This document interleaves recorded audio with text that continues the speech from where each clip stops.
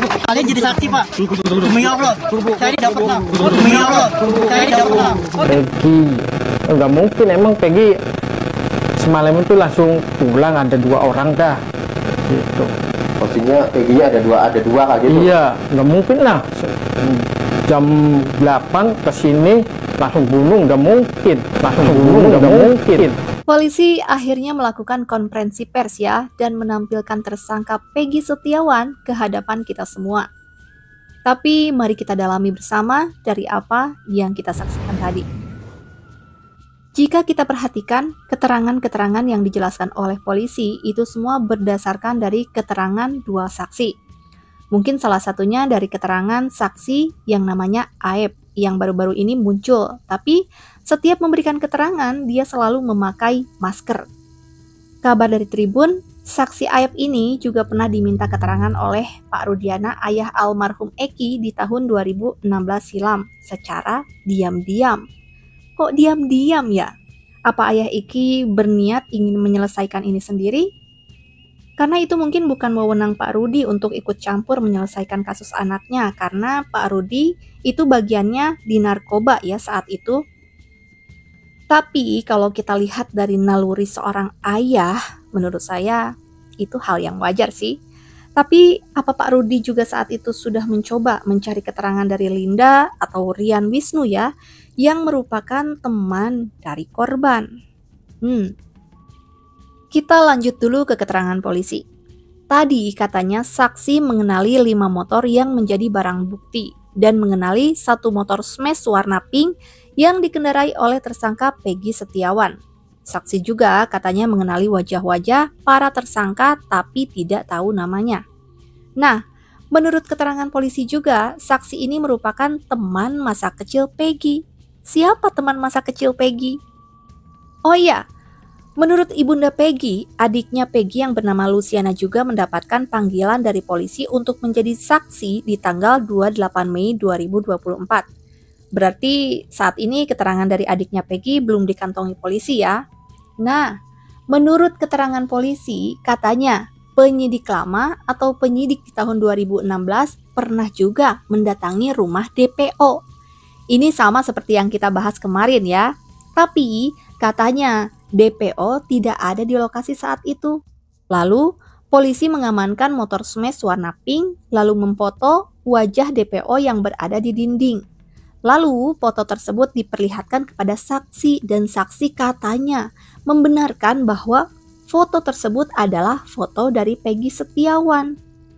Namun menurut polisi, Peggy Setiawan ini berupaya menghilangkan identitas dengan mengganti namanya menjadi Robi Setiawan saat menyewa kontrakan di Katapang. Dan ayahnya juga memperkenalkan Peggy sebagai keponakannya, bukan sebagai anaknya. Dari sini saya kok merasa aneh ya. Berarti dari 2016 lalu polisi sudah tahu dong seperti apa wajah Peggy yang diyakini polisi bahwa dia adalah pelaku dan ditetapkan menjadi buronan. Lalu kenapa polisi tidak pernah memasang foto pelaku sebagai DPO, bahkan ciri-ciri DPO yang dirilis polisi sebagai Peggy pun meleset jauh. Seperti rambutnya keriting, padahal Peggy yang ditangkap itu dari dulu kan rambutnya lurus.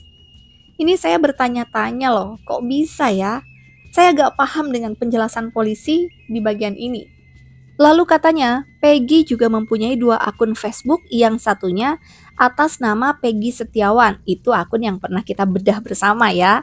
Dan 1 akun lagi bernama Robi Irawan.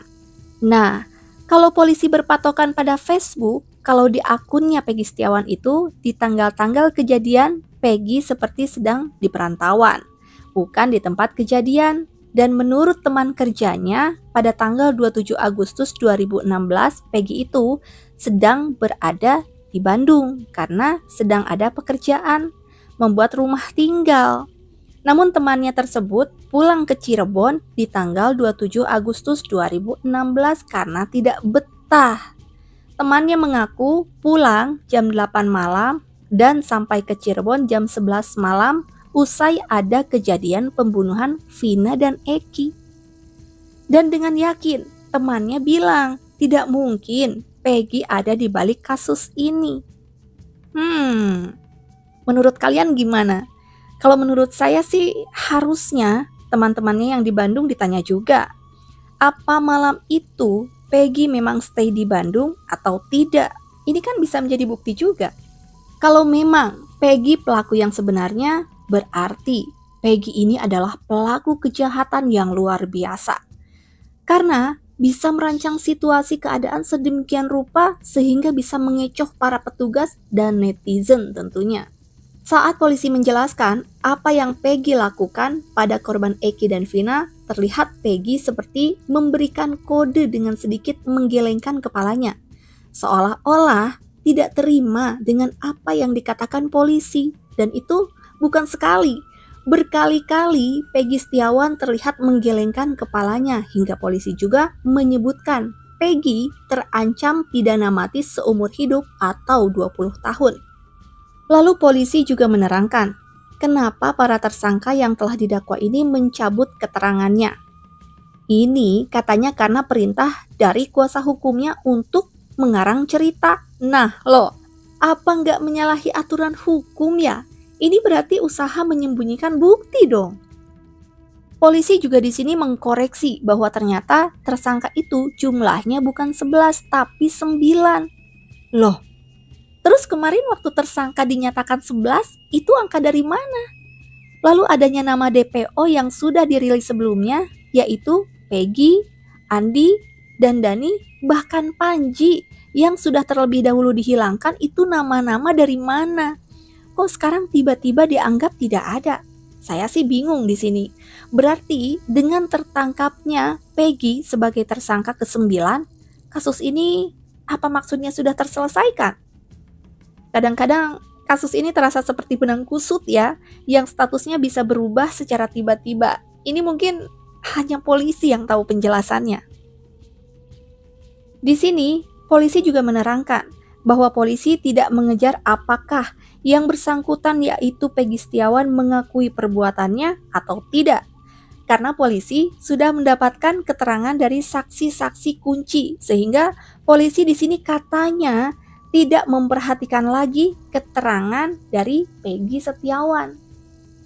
Berarti di sini apapun yang dikatakan Peggy pada polisi, semisalnya pun dia mengelak, polisi tidak akan memperdulikannya. Kalau menurut saya sih, Peggy harusnya diberi hak bicara sih. Terlepas apapun yang Peggy katakan nanti, misalnya dia mau mengelak atau dia mau mengakui, nanti kan ada persidangan yang akan membuktikan semuanya. Soalnya, tadi di akhir konferensi pers pun, sepertinya Peggy ini terlihat ingin menyampaikan sesuatu pada pers. Namun, polisi segera membawanya dan Peggy tidak diberikan kesempatan untuk bicara. Hanya dalam teriakan-teriakannya terdengar Peggy mengatakan, "Saya rela mati, saya tidak bersalah." Dia pun bersumpah demi Allah, "Saya tidak pernah, tolong jadi saksi," katanya. Dia terus berteriak, "Saya rela mati karena saya tidak bersalah." Dan dia pun terus mengelak bahwa dia bukan pelakunya.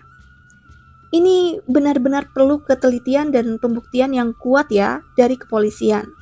Saya harap Linda dan saksi-saksi lain yang lebih dekat dengan korban dipanggil juga oleh polisi, agar lebih dekat dengan sila kelima Pancasila, keadilan sosial bagi seluruh rakyat Indonesia. Next, apalagi yang perlu kita bahas? Silakan tinggalkan komentar kalian.